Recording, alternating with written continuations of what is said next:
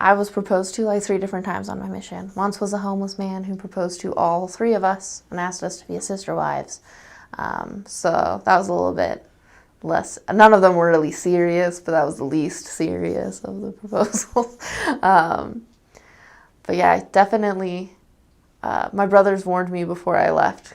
They said that all the sisters in all of their missions always got hit on by guys, and I thought that was so silly because I never got hit on by guys before my mission. So why would I get hit on by guys on my mission?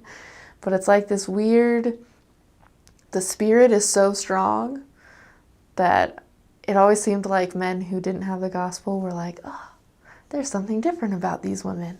And so they would like come talk to us and ask us to go get drinks with them and to come over for pizza. And I always felt like it was more the spirit than anything else. And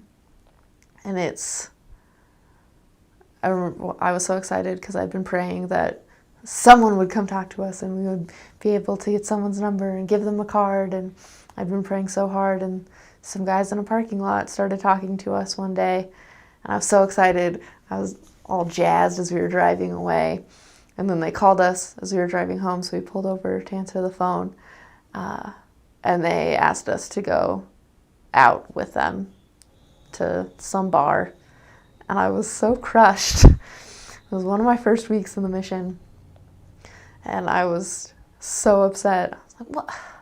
I really thought that they wanted to hear about the gospel. I was so excited. And so learning that sometimes the guys who talked to us just wanted to talk to us and didn't want to learn about the gospel, I had to learn how to not get super disappointed every time that happened. But it was nice when we were in it, because I never served in a young single adult ward. So most of the time we could make an appointment with them, send the elders, and if they let the elders in, then they were serious. And if they were disappointed and said that they wanted us, then we knew that they were a little bit less serious about it. So definitely not getting too upset when that happens. I would definitely suggest that. As far as packing goes, if anyone's leaving not in the wintertime, they don't need to buy a coat. Just wait until you get out there, because it's big and bulky and takes up space, and depending on the area you're in, you may not even need a coat, because you need one in Dumas. But more southern, it iced one time in Midland. It got cold a couple of times, but it was never really snowy or anything. So big coat isn't really necessary until you know where you are for the winter, because sometimes you just don't even need it, and you can get them cheap at different thrift stores and things like that. So that was nice. I'd say, at least in Midland, to avoid apartment complexes at night. They're a little bit sketchier at night. Sometimes we had to, because it was just where we had to go. But we tried our best to avoid those once it was dark out, especially ones that were in sketchier areas, or ones that had a lot of construction, because the construction workers were always around, and we always had trouble with construction workers catcalling and things like that, and made us uncomfortable. So we tried to avoid that at night.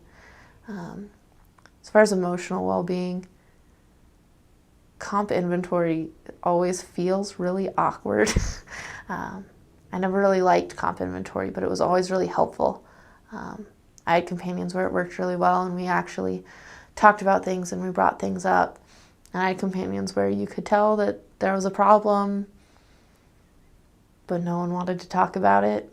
And then the problem never got solved, and we left the companionship still upset with each other. And that wasn't good for the work. It wasn't good for us. So I definitely, the mission isn't a place where you can hold those emotions in. You can't put them on the back burner and deal with them later, because if you're not in line with your companion, it's a lot harder to teach. It's a lot harder to feel the spirit and know where you need to go. And you waste so much time bickering or disagreeing that you could miss someone. So I'm a big believer in comp inventory. Even though I wasn't always the best at it, I always tried, because it's the only way you're going to get through it. You have to be with your companions all day, every day. If you're not getting along with them, what's the point? Even if you don't. There were companions that I know I could tell I wouldn't really be friends with them if I had met them any other way. But we were there together 24/7, sleeping next to each other, eating with each other, teaching with each other. Why not get along? And so now some of them are some of my best friends. So it changes. I guess another thing that I struggled, I had really bad anxiety. And so sometimes it was hard for me to accept that I was going to have bad days. And that's the thing for any missionary, but especially for me, I was going to have days that I just didn't feel good or close to the Spirit or wanting to do things. And there would be no reason for it. And I worked anyway, and I had to push through it. But it was hard for me to accept, because in my head I was thinking, if I was closer to the Spirit, if I was doing what the Lord asked me to do, then I wouldn't feel this way. But I was doing what the Lord asked me to do, and I was still feeling that way. So it was hard for me to figure out that middle ground of, okay, this is a thing, this is how you feel, and that's okay. As long as you keep working, as long as you don't give up, it's okay that you feel this way right now, because you won't later. And just working through it and talking to my companions when I was feeling anxious or sad or anything. You can't just ignore depression and anxiety on a mission. You kind of got to deal with it, or else it's going to take you down. You're going to get clothes. You're going to have so many clothes. Do not fill your bag. Don't be like, oh, I'm never going to get clothes ever again, because that's a lie. I did a lot of service at thrift shops, and that's just a thing. And when you're sorting things at the thrift shop and you find something that's totally cute and that's really not that expensive and that fits you and makes you look good, you're going to buy it because it's like $2. So you're not going to want for anything. The stipend when I was there is $140 for elders and $150 for sisters every month. So it's not very much, but you're able to take care of yourself. Your shoes are going to get trashed. Just accept that. Get some insoles and some flats and you'll be fine. You can get super bulky, comfy shoes, but a lot of the times I had a pair of flats and some insoles that were completely trashed when I got home, but that were fine. Because unless you're in a biking area, you really don't do that much walking unless you run out of miles on your car. Then you do a lot of walking. If you have humid hair issues, I am sorry for you, because that's a struggle. Oh, and don't cut your hair if you're going in the summer, because you're going to want to put it up in a ponytail. And I didn't think about that. You can cut it short in the winter if you want, as long as it grows out long enough in the summer that you don't have to have it on your neck, because ew, so bad. As far as clothes go, this is what I was told when I was going, and I thought this was the dumbest tip in the world. And then I got there and it made sense. So when I was shopping for my clothes, I was told, if you're going to Texas, you want to get long sleeves. And I was like, that's probably the dumbest thing I've ever heard anyone say. They weren't talking about like sweaters though. What they were talking about was almost like a button-up shirt, like a blouse that just comes down to your wrists. That's made of like cotton or something light that breathes. And I thought that was insane, but I had one shirt like that. It ended up being my favorite shirt because it would breathe and the sun wouldn't hit your skin and murder you. And no matter what, it's humid, so you're gonna be sweaty. That's just a fact of life. And you can still look good while you sweat. You can still look nice.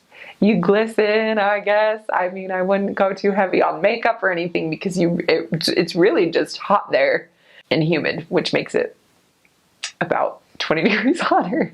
But just keep your skin covered where you can.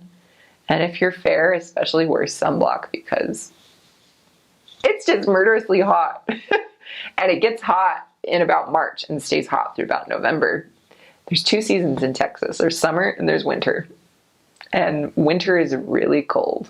You'd be surprised, but the humidity, it kind of, the cold just like seeps into your bones and you just are freezing.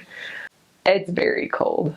But for sisters, we can do a lot about that. You can wear tights, you can wear scarves. I think being a sister missionary is one of the greatest things ever. My mission president would always say, when he'd come to a meeting, he'd say something like, "Elders, you're looking very handsome. Sisters, you look beautiful. Thank you for bringing color to our meetings," because elders are all just there in black and white. Bless their hearts. But, one thing for sure, though, that I would say about being a sister, and this has nothing to do with clothes, is that being a sister can be hard. Your heart is so... Women are just more emotional than men. They just are. That's how we've been created. But there's danger in that. And the adversary can use it against you. And what made me so sad was seeing my sweet companions, the other sisters, just any sister, beat herself up or think that she was doing something wrong because something wasn't going right.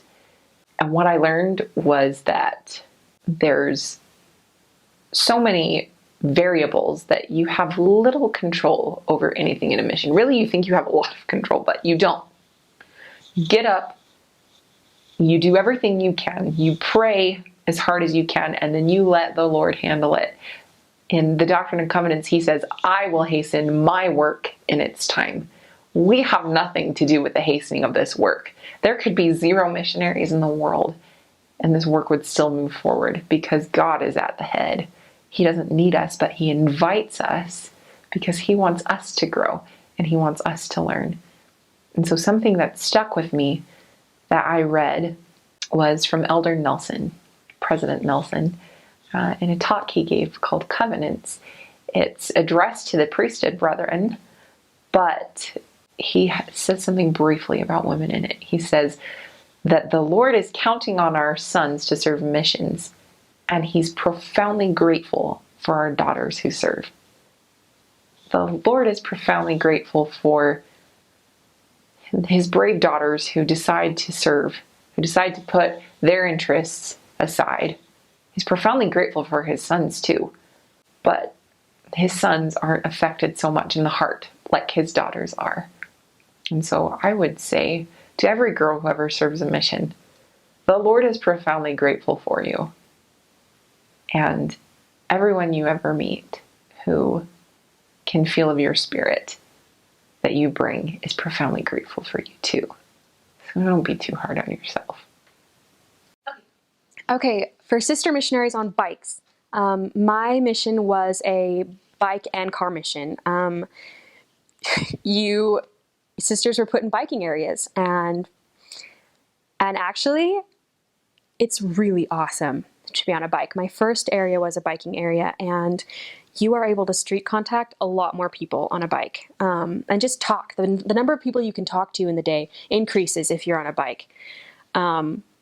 However, biking in a skirt can be really tricky. In fact, it can sometimes be really exciting.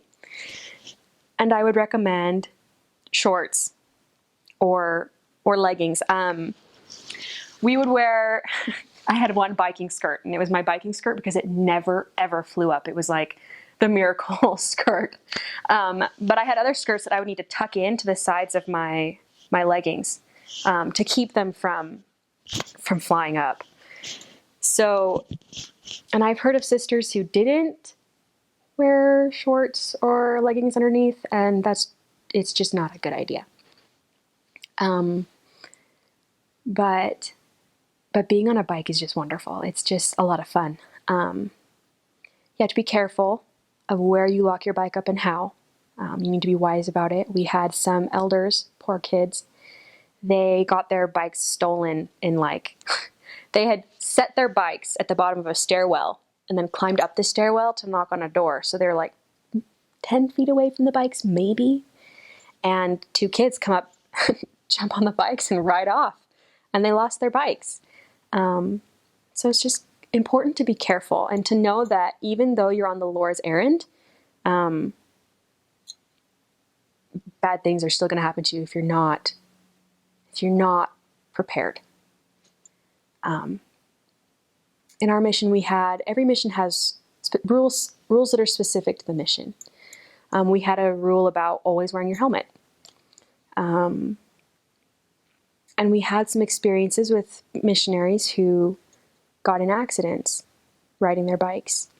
But the thing that's so amazing about those stories, not that, the missionaries weren't injured, because they were. In some cases they weren't, but in others they were.